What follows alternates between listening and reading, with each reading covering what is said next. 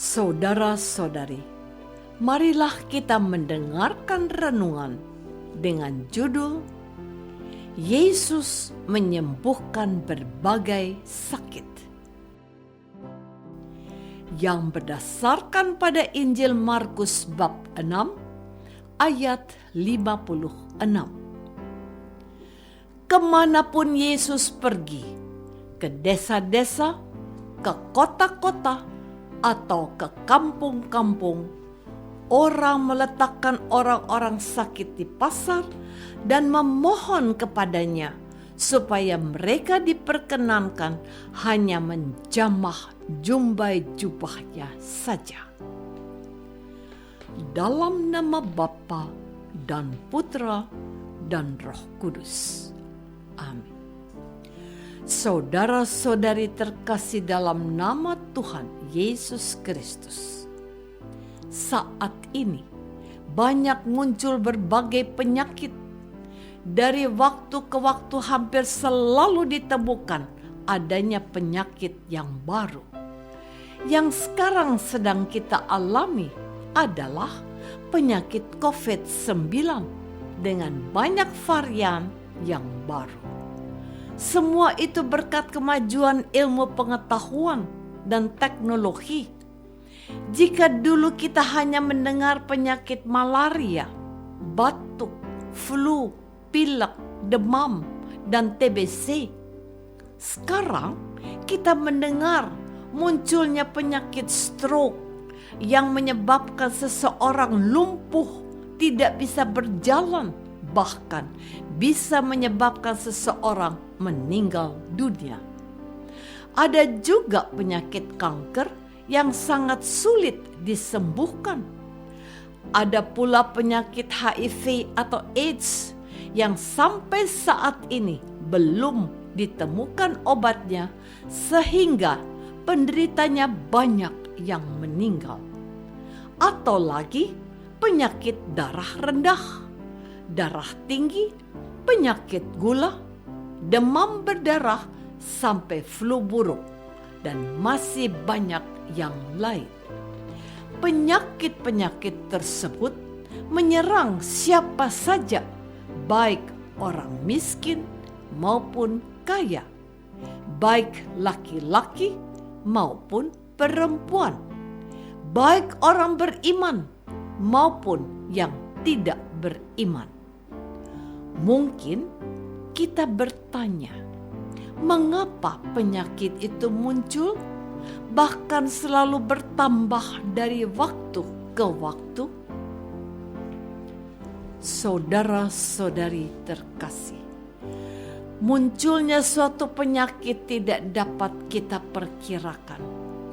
Orang yang menderita suatu penyakit pun tidak berarti bahwa orang tersebut adalah orang berdosa. Memang harus kita sadari bahwa ada sakit dan penyakit yang disebabkan oleh perbuatan kita. Misalnya, makan tidak teratur, tidak setia dengan pasangan hidup, hidup tidak teratur, sering makan yang berlemak, atau makan makanan yang tidak sehat. Jika demikian, kita tidak bisa mengeluh, apalagi menyalahkan Tuhan. Sebenarnya Tuhan sudah memberi kita akal budi. Dengan akal budi kita bisa mengetahui apa yang baik dan apa yang tidak baik. Kita juga diberi suara hati yang menuntun kita. Jika ada yang baik, suara hati akan mendorong kita untuk melakukan. Jika tidak baik, suara hati akan melarang kita untuk tidak melakukan suatu perbuatan. Dan jika kita dengan baik dan setia memanfaatkan anugerah Tuhan Yesus lewat akal budi dan suara hati, kita bisa mencegah diri kita dari penyakit. Saudara-saudari terkasih, sebagai pengikut Yesus, kita seharusnya bersyukur. Sebab sesungguhnya Yesus bisa menyembuhkan berbagai sakit dan penyakit yang kita derita. Lewat Injil hari ini, kita mendengar bagaimana Yesus mampu menyembuhkan berbagai sakit yang diderita manusia. Ketika mendengar Yesus lewat, orang-orang meletakkan orang-orang sakit di pasar dan memohon kepadanya supaya mereka diperkenankan hanya menjamah jubah-jubahnya saja. Ini menggambarkan bahwa Yesus memiliki kuasa yang luar biasa.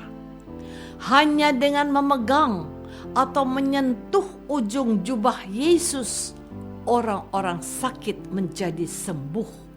Dan kuasa Yesus yang luar biasa itu dapat kita alami dan rasakan juga pada zaman sekarang. Banyak kesaksian dari umat Kristiani bagaimana mereka disembuhkan dari berbagai penyakit berkat pertolongan Yesus. Ada seorang ibu yang menderita penyakit kanker. Dokter yang menangani ibu itu mengatakan bahwa sakitnya tidak akan sembuh. Bahkan ibu tersebut tidak lama lagi akan meninggal. Mendengar perkataan dokter tersebut, ibu itu bersama suami dan anak-anaknya berdoa novena 3 Salam Maria. Hasilnya luar biasa. Ibu itu sembuh dari sakit kanker dan masih hidup sampai sekarang. Saudara-saudari terkasih, masih banyak kisah atau cerita lain yang menunjukkan kuasa Yesus yang dapat menyembuhkan berbagai sakit. Mungkin ada di antara kita yang pernah mengalami kesembuhan dari suatu sakit atau penyakit berkat kuasa dan kasih Yesus. Hal ini mau menegaskan kepada kita bahwa Yesus sungguh ada dan hidup. Kuasa Yesus untuk menyembuhkan kita juga bekerja lewat para dokter, obat-obatan yang kita minum.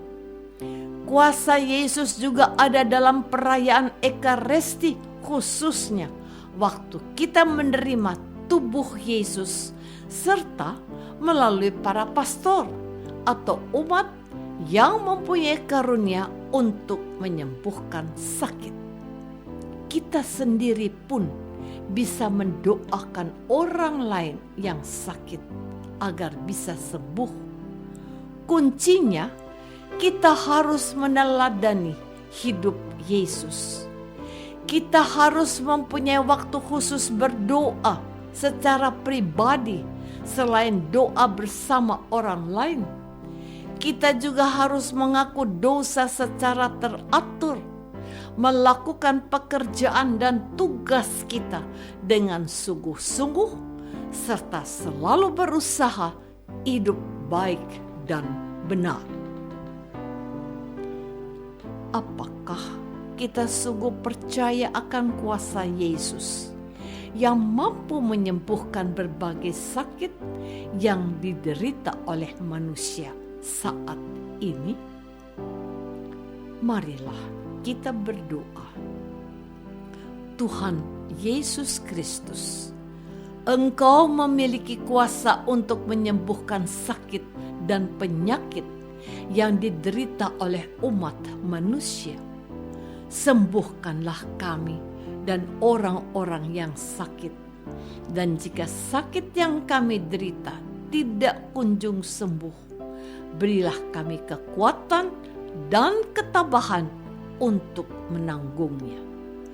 Doa ini kami persembahkan dalam nama-Mu, Tuhan dan pengantara kami. Amin. Semoga kita semua selalu dinaungi dan dibimbing oleh berkat Allah yang Maha Kuasa, Bapa dan Putra dan Roh Kudus. Amin.